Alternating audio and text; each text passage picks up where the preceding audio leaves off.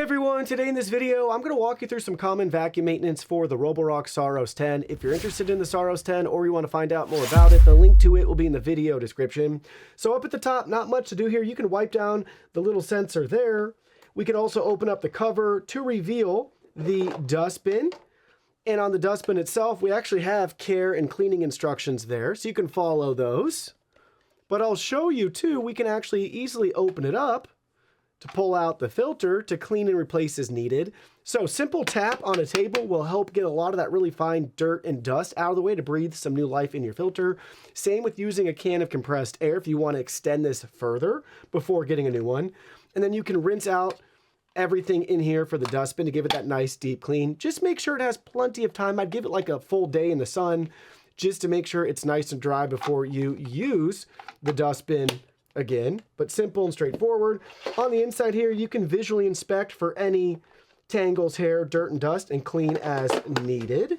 So that's going to be the top of the vacuum right there. Making our way to the side of the vacuum, we'll start at the very front. You can wipe down the sensor suite and array right there, just with the microfiber cloth. We'll look at the side here, nothing to clean there. This is where all the contents come out for the self-empty. You can visually inspect that. If you notice any hair, dirt, or anything there, you can clean that. Charging contacts, you can wipe those down. Same with the sensor on the back. This is going to be for the water, so you can make sure that there's no obstructions or clogs there.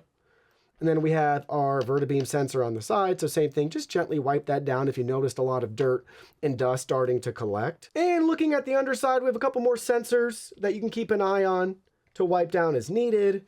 Duo divide system here, easy access, but this should be fairly tangle-free, if not completely tangle-free for you. But if you ever need to replace these brushes or you want to clean in here, you can do that very easily. And it's color-coded, and they just line up, and they go back in place like that. And that cover just goes right back on. Mop pad and module, you can actually remove this. So if you ever want to remove that, you can. And then this is just a microfiber cloth. So you can easily replace the mop pad as needed. But take a look at that. Just pull it out, and then this whole thing will just slide right out like so. And then you can take your new pad and repeat that process and install that again. And if you notice anything in here, you can always just look and visually inspect if you need to clean or wipe away anything else. And we got the little mop pad right there that you can visually inspect to make sure that it's nice and clean as well. Same with the side brush here. So take a look at the side brush. If there's ever any tangles, you can cut those away. We have a screw if you ever need to remove those. You can do that as well. So very easy to clean and maintain your Roborock Saros 10.